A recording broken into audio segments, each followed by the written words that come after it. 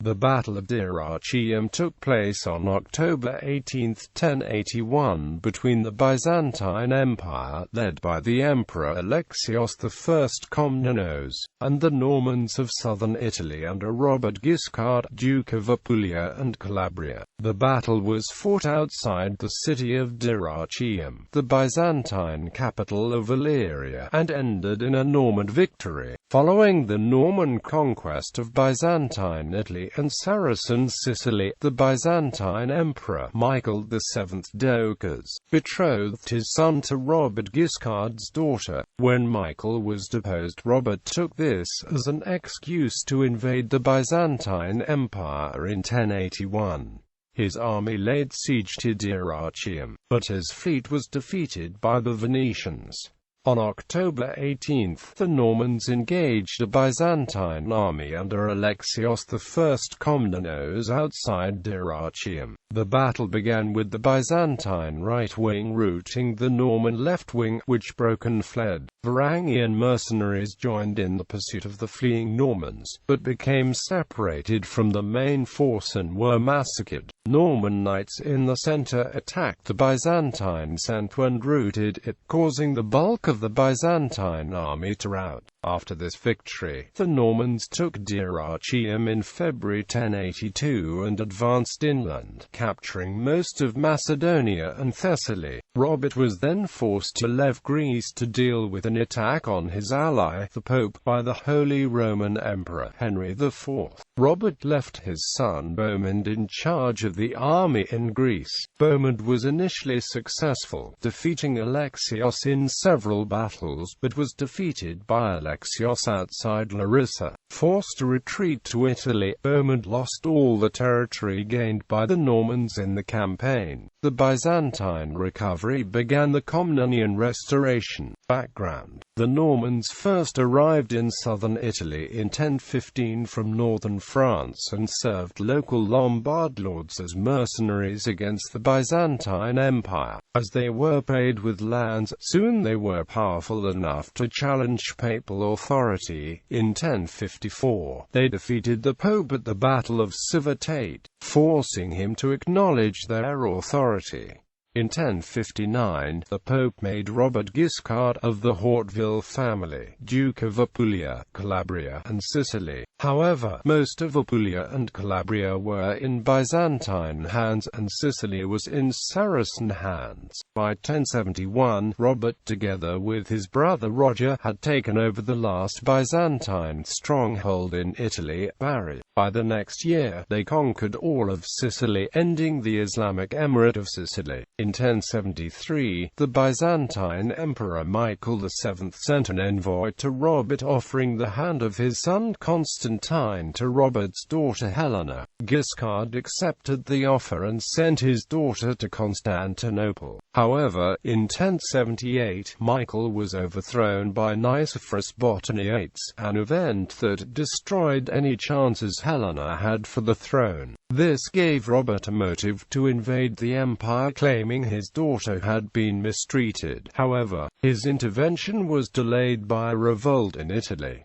Robert conscripted all men of a fighting age into the army, which he refitted. Meanwhile, he sent an ambassador to the Byzantine court with orders to demand proper treatment for Helena and to win over the domestic of the schools, Alexios. The results of these attempts remain unknown, but the ambassador fell under Alexios's charm, and as he was returning to Italy, he heard of Alexios's successful coup against Botaniates, by which he became Alexios I Komnenos. When the ambassador returned, he urged Robert to make peace, claiming that Alexios wanted nothing but friendship with the Normans. Robert had no intention of peace. He sent his son Bohemond with an advance force towards Greece, and Bohemond landed at Aulin, with Robert following shortly after. Prelude: the Norman fleet of 150 ships, including 60 horse transports, set off towards the Byzantine Empire at the end of May 1081.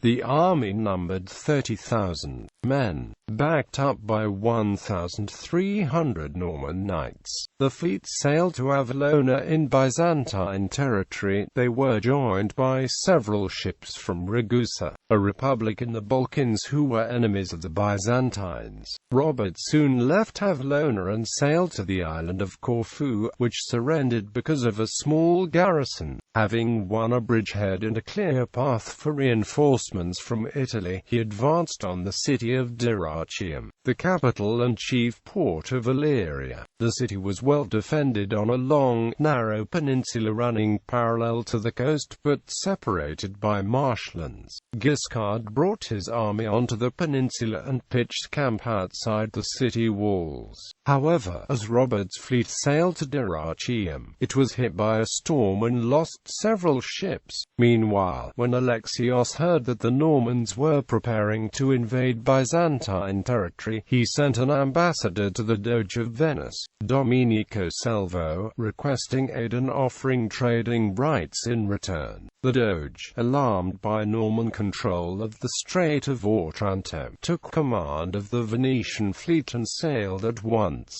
surprising the Norman fleet under the command of Beaumont as night was falling. The Normans counter-attacked tenaciously, but their inexperience in naval combat betrayed them. The experienced Venetian navy attacked in a close formation known as Sea Harbor, and together with the use of Greek fire bombs, the Norman line scattered, and the Venetian fleet sailed into Dyrrhachium's harbor. Siege of Dyrrhachium. Robert was not discouraged by this naval defeat, and began his siege of Dyrrhachium. In command of the garrison at Dyrrhachium was the experienced General George Palaeologus, sent by Alexios with orders to hold out at all costs while Alexios himself mustered an army to relieve the city. Meanwhile, a Byzantine fleet arrived and, after joining with the Venetian fleet, attacked the Norman fleet, which was again routed. The garrison at Dyrrhachium managed to hold out all summer, despite Robert's catapults,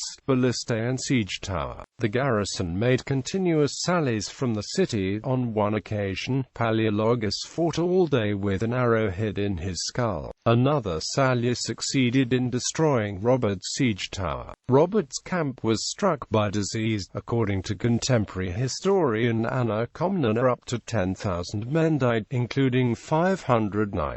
Even so, the situation of the Dyrrhachium garrison grew desperate because of the effects of Norman siege weapons. Alexios learned of this while he was in Salonika with his army, so he advanced in full force against the Normans. According to Komnena, Alexios had about 20,000 men. Historian John Halden puts the army's size between 18,000 and 20,000 men, while John Birkenmeier estimates it between 20,000 minus 25,000 men. It consisted of Thracian and Macedonian tagmata, which numbered about 5,000 men, the elite excubators and vestiarii units, which numbered around 1,000 men, a force of Manichaeans which comprised 2,800 men, Thessalian cavalry, Balkan conscripts, Armenian infantry and other light troops, as well as the native troops. The Byzantines were joined by 2,000 Turkish and 1,000 Frankish mercenaries,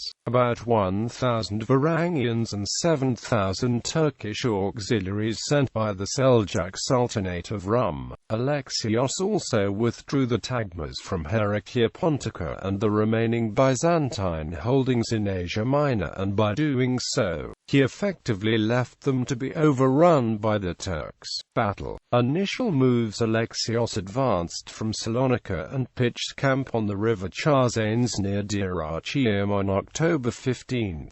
He held a war council there and sought advice from his senior officers. Among them was George Palaeologus, who had managed to sneak out of the city. A majority of the senior officers, including Palaiologos, urged caution, noting that time was with the Emperor. Alexios, however, favored an immediate assault, hoping to catch Guiscard's army from the rear, while they were still besieging the city. Alexios moved his army to the hills opposite the city, planning to attack the Normans the next day. Guiscard, however, had been informed of Alexios' arrival by his scouts, and on the night of October 17, he moved his army from the peninsula to the mainland. Upon learning of Guiscard's move, Alexios revised his battle plan. He split his army into 3 divisions, with the left wing under the command of Gregory Parkourianos, the right wing under the command of Nikephoros Melissanos, and himself in command of the center.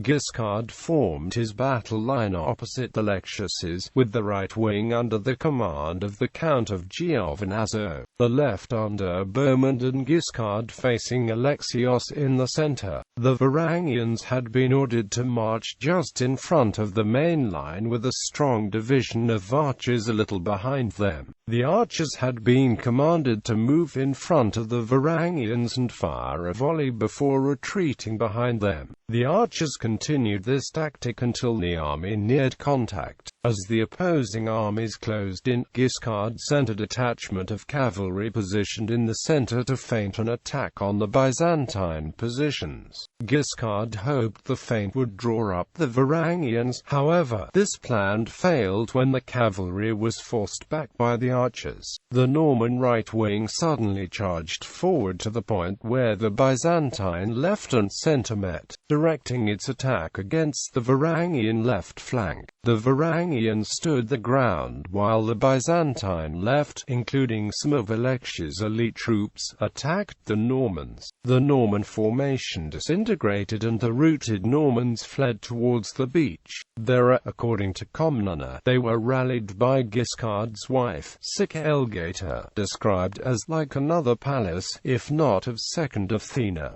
Byzantine collapse. In the meantime, the Byzantine right and center had been engaging in skirmishes with the Normans opposite them. However, with the collapse of the Norman right, the knights were in danger of being outflanked. At this point, the Varangians joined in the pursuit of the Norman right. With their massive battle axes, the Varangians attacked the Norman knights, who were driven away after the horses panicked. The Varangians soon became separated from the main force and exhausted, so they were in no position to resist an assault. Guiscard sent a strong force of spearmen and crossbowmen against the Varangian flank and inflicted heavy casualties on them. The few remaining Varangians fled into the church of the Archangel Michael. The Normans immediately set the church on fire, and all Varangians perished in the blaze. Meanwhile, George Palaiologos sorted out of Dyrrhachium, but failed to save the situation. Alexios' ally, Serbian King Constantine Bodin, stayed aside with his army, intending to await the outcome of the battle. When the Byzantines were defeated and started to flee, Bodin retreated with his army. The Turks, who had been lent to him by the Seljuk Sultan Suleiman I, followed Constantine's example. Deprived of his left wing, Alexios was exposed in the center. Guiscard sent his heavy cavalry against the Byzantine center. They first routed the Byzantine skirmishers before breaking into small detachments and smashing into various points of the Byzantine line. This charge broke the Byzantine lines and caused them to rout. The imperial camp, which had been left unguarded, fell to the Normans. Alexios and his guards resisted as long as they could before retreating. As they retreated, Alexios was separated from his guard and was attacked by Norman soldiers. While escaping, he was wounded in his forehead and lost a lot of blood, but eventually made it back to Ohrid, where he regrouped his army. Aftermath. The battle was a heavy defeat for Alexios. Historian Jonathan Harris states that the defeat was every bit as severe as that at Manzikert. Quote, He lost about 5,000 of his men, including most of the Varangians. Norman losses are unknown, but John Haldon claims they are substantial as both wings broke and fled. Historian Robert Holmes states, "The new knightly tactic of charging with the lance couched, tucked firmly under the arm to unite the impact of man and horse, proved a battle winner." George Palaiologos had not been able to re-enter the city after the battle and left with the main force. The defense of the citadel was left to the Venetians, while the city itself was left to the Count of the Tent mobilizing from Arbanon. In February 1082, Dyrrhachium fell after a Venetian or Amalfian citizen opened the gates to the Normans. The Norman army proceeded to take most of northern Greece without facing much resistance. While Guiscard was in Castoria, messengers arrived from Italy, bearing news that Apulia, Calabria, and Campania were in revolt. He also learned that the Holy Roman Emperor Henry IV was at the gates of Rome and besieging Pope Gregory VII, a Norman ally. Alexios had negotiated with Henry and given him 360,000 gold pieces in return for an alliance. Henry responded by invading Italy and attacking the Pope.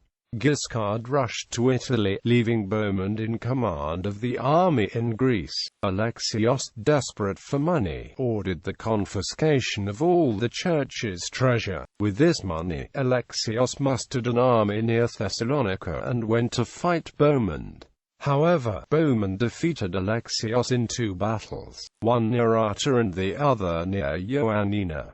This left Bohemond in control of Macedonia and nearly all of Thessaly. Bohemond advanced with his army against the city of Larissa. Meanwhile, Alexios had mustered a new army and with 7,000 Seljuk Turks sent by the Sultan, he advanced on the Normans at Larissa and defeated them. The demoralized and unpaid Norman army returned to the coast and sailed back to Italy. Meanwhile, Alexios granted the Venetians a commercial colony in Constantinople, as well as exemption from trading duties in return for the renewed aid. They responded by recapturing Dyrrhachium and Corfu and returning them to the Byzantine Empire. These victories returned the empire to its previous status quo and marked the beginning of the Komnenian Restoration.